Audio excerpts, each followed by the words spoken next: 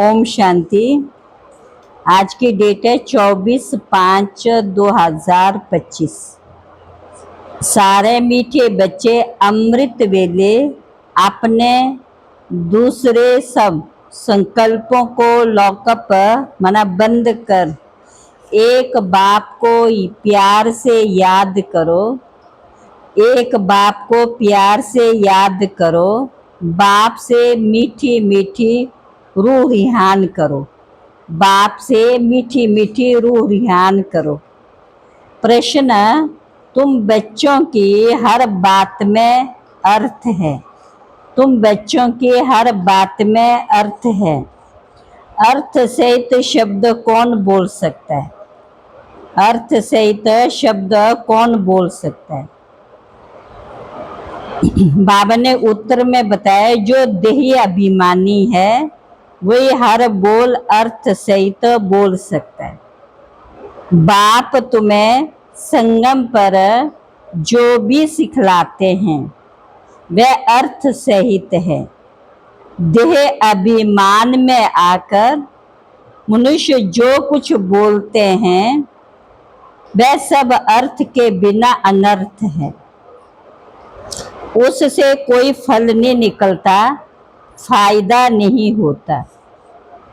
गीत नैनहीन को राह दिखाओ प्रभु, नैनहीन को राह दिखाओ प्रभु। ओम शांति। ये सब गीत आदि में भक्ति मार्ग के तुम्हारे लिए गीतों की दरकार नहीं है। तुम्हारे लिए गीतों की दरकार नहीं है। कोई तकलीफ की बात नहीं है। भक्ति मार्ग में तो तकलीफ बहुत है।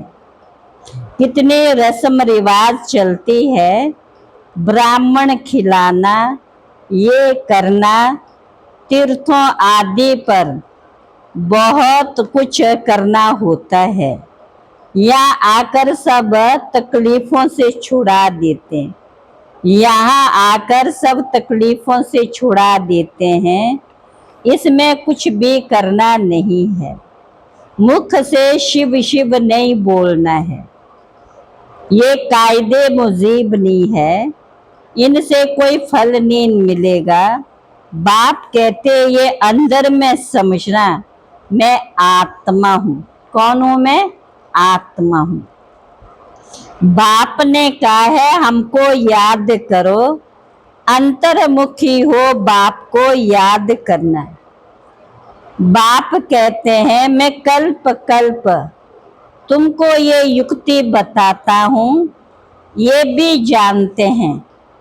धीरे धीरे ये झाड़ वृद्धि को पाएगा। माया का तूफान भी इस समय है, जबकि मैं आकर तुम बच्चों को माया के बंधनों से छुड़ाता हूँ। सत्ययुग में कोई बंधन होता नहीं। यह हर बात में अर्थ सहित है। देह अभिमानी जो बात करेंगे सो अनर्थ। देह अभिमानी जो बात करेंगे वह अर्थ सहित। उनसे फल निकलेगा। अब भक्ति मार्ग में कितनी डिफिकल्टी होती है। समझते तीर्थ यात्रा करना, ये सब भगवान के पास पहुंचने के रास्ते हैं। तो बाप कहते हैं परंतु बच्चों ने अब समझा, वापिस कोई एक भी जा नहीं सकता। सब चक्कर में आते हैं तो कृष्ण के लिए कैसे कहेंगे कि वह सदैव कायम है ही। हाँ, श्री कृष्ण का नाम रूप तो चला गया, बाकी आत्मा तो है ही किस न किस रूप में। ये सब बातें बच्चों को बाप ने आकर समझाई। ये पढ़ाई है। स्टूडेंट लाइफ में ध्यान देना है। रोजाना टाइम मुकर्रर कर दो अपना चार्ट लिखने का। व्यापारी लोगों को बहुत बंधन रहता है। नौकरी करने वालों को कोई बंधन नहीं रहता है। बाप की याद रहे, बाप की महिमा में लिख देना चाहिए, बाबा ज्ञान का सागर पतित पावन है।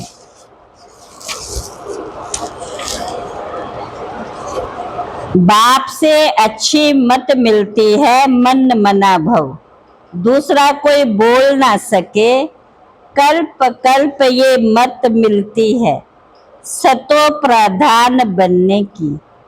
बाप कहते अव्यभिचारी याद चाहिए, जैसे भक्ति में एक शिव की पूजा अव्यभिचारी, फिर व्यभिचारी होने से अनेकों की भक्ति। पहले थी अद्वैत भक्ति, एक की भक्ति करते थे। मीठे मीठे बच्चे अभी मैं आया हूँ, ये भक्ति कल्ट अभी पूरा हुआ। तुमने ही पहले पहले एक शिव बाबा का मंदिर बनाया, उस समय तुम अव्यभिचारी भक्त थे, इसलिए बहुत सुखी थे। फिर व्यभिचारी भक्त बनने से द्वैत में आ गए, तब थोड़ा दुख होता है। बाप कहते मैं आकर तुम बच्चों को मंत्र देता हूँ, मंत्र भी एक का ही सुनो, या देहधारी कोई भी नहीं। या तुम आते हो तो बाप के पास, ऊंचे ते ऊंचे बाप के पास। किसको पता नहीं है कि लक्ष्मी महालक्ष्मी कौन है, माँ लक्ष्मी का आगे जन्म कौन सा था, तुम बच्चे जानते हो। आगे जगत अम्बा, तुम सब माताएं हो, वंदे मातरम। सारे जगत पर ही तुम अपना दाव जमाती हो। भारत माता कोई एक का नाम नहीं है, तुम सब शिव से शक्ति लेते हो, योग बल से। शक्ति लेने में माया इंटरफेयर करती है। युद्ध में कोई उंगली लगाते हैं तो बहादुर हो लड़ना चाहिए, ऐसे नहीं कोई ने उंगली लगाई और तुम फंस पड़ो। ये है ही माया की युद्ध, बाकी कोई कौरव और पांडवों की युद्ध है नहीं, उनकी तो आपस में युद्ध है। मनुष्य जब लड़ते हैं तो एक दो गज जमीन के लिए गला काट देते हैं। बाप आकर समझाते ये सब ड्रामा बना हुआ है।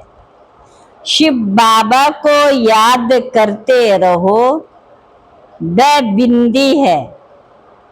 कितना पुरुषार्थ करना चाहिए, घड़ी घड़ी कहता हूँ बच्चे फिर थको मत, घड़ी घड़ी कहता हूँ बच्चे थको मत। अब बाप कहते मुझे याद करो तो विक्रम विनाश होंगे। विक्रम आत्मा पर ही चढ़ते हैं ना। बाबा ने कहा साधु संत आदि तो कह देते आत्मा निर्लेप। बाबा कहते आत्मा निर्लेप नहीं है, आत्मा के ऊपर तो अच्छे बुरे कर्मों का प्रभाव पड़ता है। शिव बाबा के ऊपर अच्छे बुरे कर्म का प्रभाव नहीं पड़ते। शिव बाबा की आत्मा निर्लेप है, ना कि हमारी आत्मा निर्लेप है। तो आत्मा सो परमात्मा अनेक मतें हैं। आत्मा ही सब कुछ जानती है। आत्मा कितनी छोटी है, पहले पहले आत्मा का रियलाइजेशन कराते हैं, कहते भी है ना सेल्फ रियलाइजेशन सो गॉड रियलाइजेशन। जब तक स्वयं का अनुभव नहीं करेंगे तब तक परमात्मा की अनुभूति नहीं कर सकेंगे। आत्मा बहुत सूक्ष्म है, उनका साक्षात्कार होता है। पक्का याद कर लो, भूलो नहीं। बाप को जितना याद करेंगे उतना विक्रम विनाश होंगे। विक्रम विनाश होने का ही आधार है तुम्हारे भविष्य का। तुम बच्चों के साथ साथ भारत खंड भी सबसे सौभाग्यशाली, इन जैसा सौभाग्यशाली दूसरा कोई खंड नहीं है।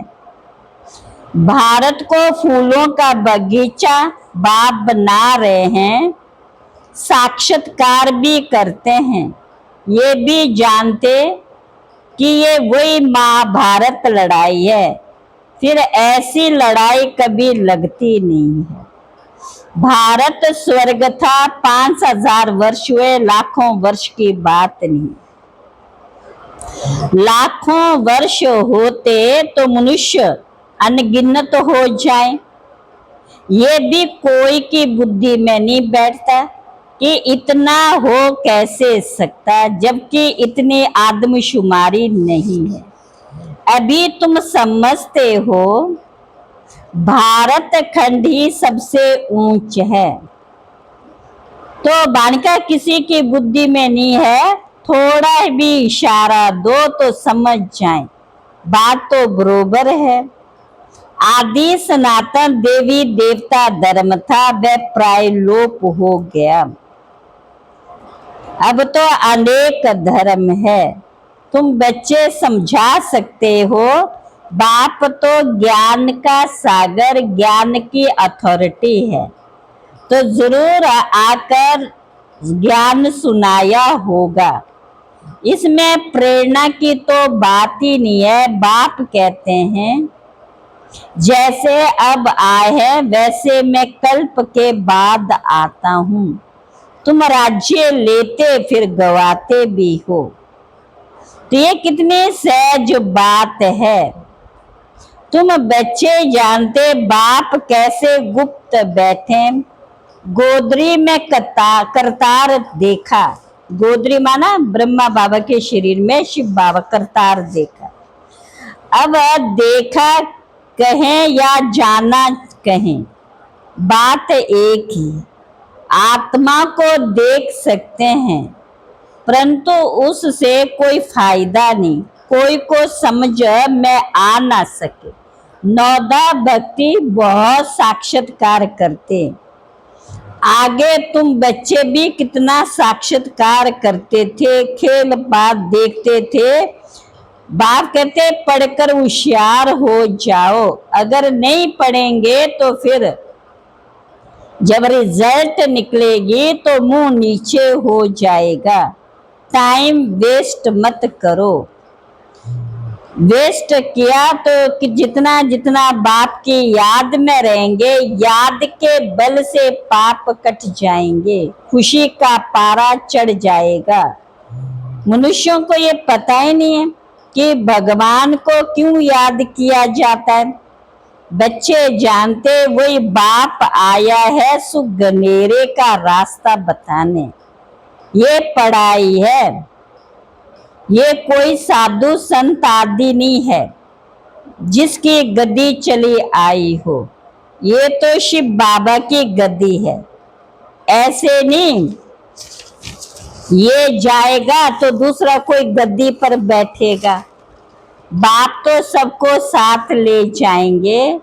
कई बच्चे व्यर्थ ख्यालातों में अपना समय वेस्ट करते हैं, सोचते हैं खूब धन इकट्ठा करें, पुत्र पोत्रे खाएंगे, बाद में काम आएगा, बैंक लॉकर में जमा करें, बाल बच्चे खाते रहेंगे, परंतु किसी को भी गवर्नमेंट छोड़ेगी नहीं।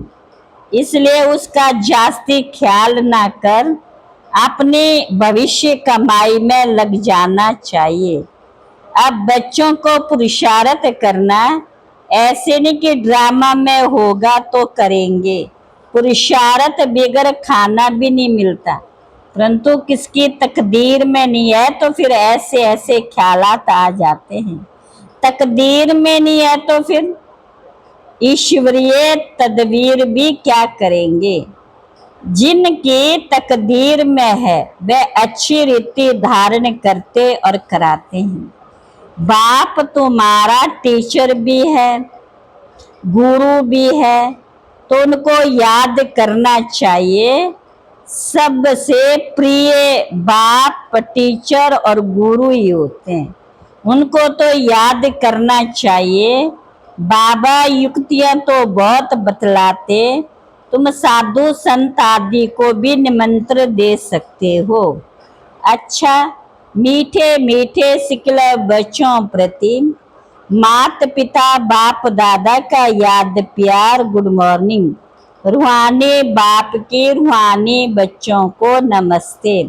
रूहानी बच्चों की रूहानी बाप दादा को नमस्ते नमस्ते नमस्ते।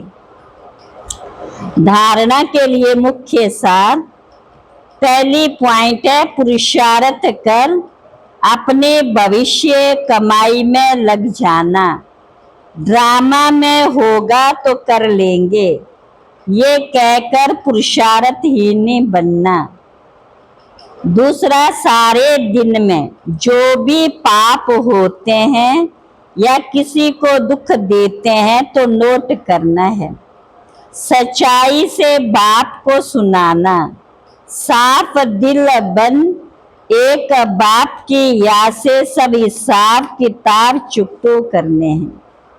आज का वरदान है, ताज और तख्त को सदा कायम रखने वाले निरंतर स्वतः योगी भव। पुरुष वर्तमान समय बाप द्वारा सभी बच्चों को ताज और तख्त मिलता है। अभी का ये ताज व तख्त अनेक जन्मों के लिए ताज तख्त प्राप्त कराता है। विश्व कल्याण की जिम्मेवारी का ताज और बाप दादा का दिल तख्त सदा कायम रहे तो निरंतर स्वतः योगी बन जाएंगे। उन्हें किसी भी प्रकार की मेहनत करने की बात नहीं, क्योंकि एक तो संबंध समीप का है, दूसरा प्राप्ति अखुट है। जहाँ प्राप्ति होती है वहाँ स्वतः याद होती है। स्लोगन, प्लेन बुद्धि से प्लेन को प्रैक्टिकल में लाओ। प्लेन बुद्धि से प्लेन को प्रैक्टिकल में लाओ तो सफलता समाई हुई है। क्या समाई हुई है? सफलता समाई हुई। अव्यक्त इशारे, दुख अशांति की संपत्ति उत्पत्ति अपवित्रता से होती है। जहाँ अपवित्रता नहीं है वहाँ दुख अशांति कहाँ से आई? आप सब पतित पावन बाप के बच्चे मास्टर पतित पावन हो तो हो जो औरों को पति से पावन बनाने वाले हैं वह स्वयं तो पावन होंगे ही। ऐसी पावन पवित्र आत्माओं के पास दुख और सुख और शांति स्वतः ही है। दुख अशांति नहीं है, सुख शांति स्वतः ही है। सबसे बड़े ते बड़ी महानता है पावन बनना। आज भी इसी महानता के आगे सभी सिर झुकाते हैं, सभी सिर झुकाते हैं। अच्छा, ओम शांति।